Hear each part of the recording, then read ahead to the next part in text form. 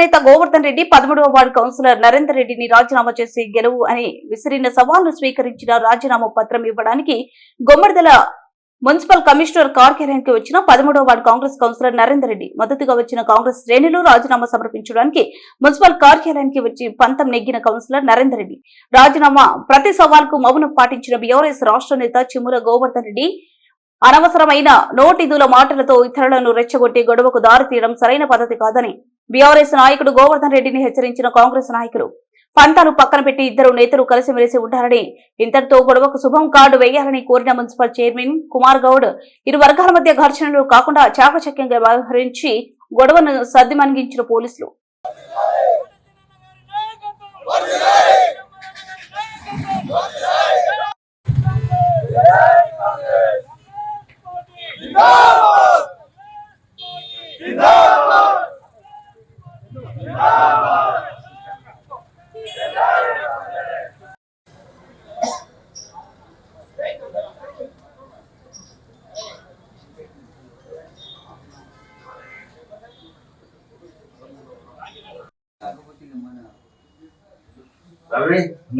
Main పేజీలో రావాలి, district కాదు, స్టేట్ లెవెల్ వెళ్ళిపోవాలి. ఇది ఈ ప్రెస్ వాళ్ళు ఇంత మంది మాట్లాడుకుంటున్నారు.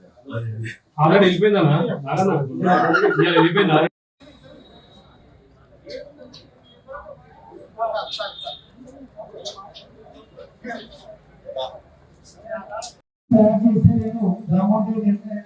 నాకు సవాల్ వేసిరండి, నాకు తీయడానికి కాంగ్రెస్ ప్రభుత్వంలో కాదు, టిఆర్ఎస్ ప్రభుత్వంలో నేను దొంగలని ఐటీ దాడులు ఇంటి మీద ఈ దగ్గర 4 రోజులు ఐటీ దాడులు అయినారు. నువ్వు దొంగగా మంచిగా టిఆర్ఎస్ లో ఉన్న హరీశ్రావు గారికి తెలియదా, వైపాల్ రెడ్డి గారికి తెలియదా? ఇదంతా తెలుసు, ఈ పరిస్థితి ఏంటి తెలుసు. ఇంకొకటి నిన్న కూడా అందరూ మాట్లాడుకుంటున్నారు, నిన్న నుండి అందరూ పొద్దున్న నుండి కూడా నిన్న కూడా అందరూ ఎప్పుడెప్పుడు నువ్వు రాజీనామా చేస్తావు, నేను ఎవరికి నేను ఇంటికాడ కూర్చునే పెట్టి నువ్వు మళ్ళా వాళ్ళని లేకపోతే టీఆర్ఎస్ నాయకులు కోరుకుంటున్నారు, వాళ్ళకు అవకాశం ఇయ్యరు.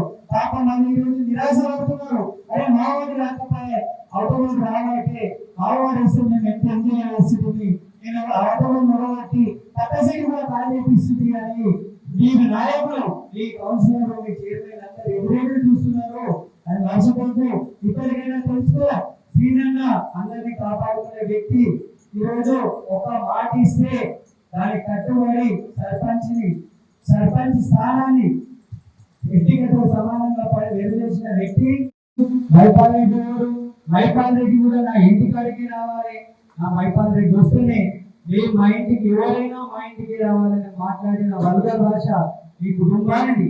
ఇంకోటి చెప్తున్నా, 2023లో ఎలక్షన్ వచ్చినాడు, మైపాల్ రెడ్డి గారిని ఎన్ని రకాల ఇబ్బందులు పెట్టారో మీ అందరికి తెలుసు.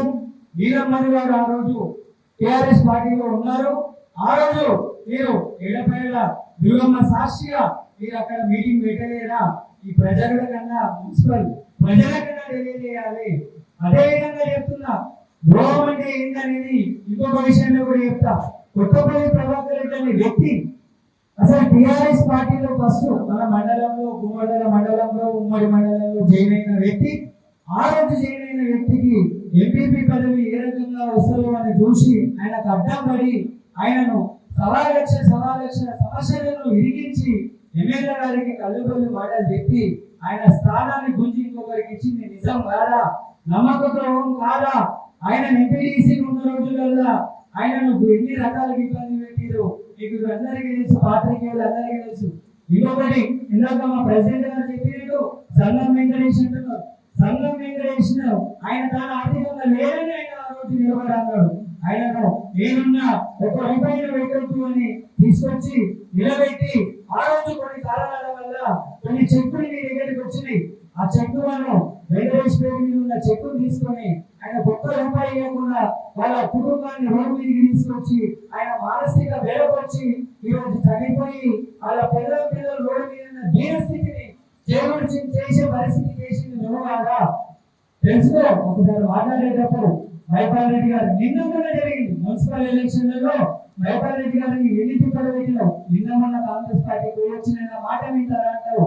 ఆయన దగ్గరికి మాట్లాడినప్పుడు డీసీపీలను ఆనాడు ఈ సర్పంచ్ మీ నాన్న కష్టం రాకుండా 100 దగ్గరికి తిరిగి మీ నాన్న సర్పంచ్ బీసీ నాయకుడిని ఒక జెడ్పీటీసీ స్థానంలో ఉన్న ఆ రోజున ఏం చెప్తున్నావు? ఎంతసేపు జనరల్ సీట్ లో బీసీ ఇచ్చినావా? ఇచ్చినోడికి ఏం చేసినావు? ఈ రోజు ఏం చేస్తున్నావు? 40-60% అని పంచాయతీ ఎమ్మెల్యే గారికి తీసుకుపోయి మరి ఎమ్మెల్యే గారి కనీసం పైసలు పెట్టుకున్నావా? నువ్వు ఎమ్మెల్యే అంటున్నావు కనీసం ఇచ్చిన కమిట్మెంట్ ఇప్పటిదాకా నిలబడలేవు. అలాంటి వ్యక్తిని పొత్తులేసే మీ అంతరులు రక్షణ కేసులలో ఎంతో మంది బయటకు వస్తున్నారు. త్వరలో కూడా మన అన్న కూడా ప్రతి విషయంగా మీకు మినిస్టర్ ఉన్నాడు.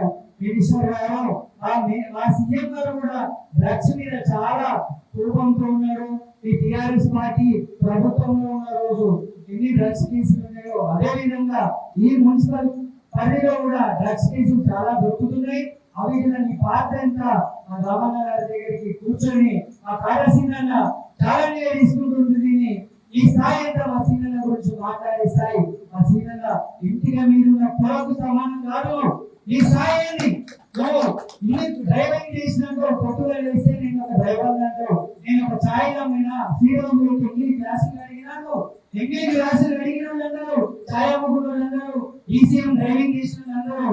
ఎందుకు ఇంత పెద్ద పొజిషన్ రాలేదు అంటే నువ్వు ఏ రకంగా పొజిషన్ అయినావు? కనీసం ఇప్పుడు మున్సిపల్ ప్రజల కన్నా కనీసం ఈ అనంతరం పుట్టిన అనంతరం నాయకుల కన్నా చెప్పు.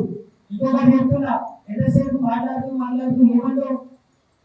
నేను నీతివంతుని వార్డు కౌన్సిలర్ గా గెలిచి ఈ రోజు నువ్వు విసిరిన మా పెద్దన్న మా నాయకుడు మా పాఠశాల విసిరిన కాబట్టి పాఠశాల మీదకి వెళ్ళి ఏమైనా కోసం ఈ రోజు పదవి త్యాగం చేయడానికి సిద్ధంగా వచ్చిన నువ్వు దాన్ని స్వీకరించలేవు.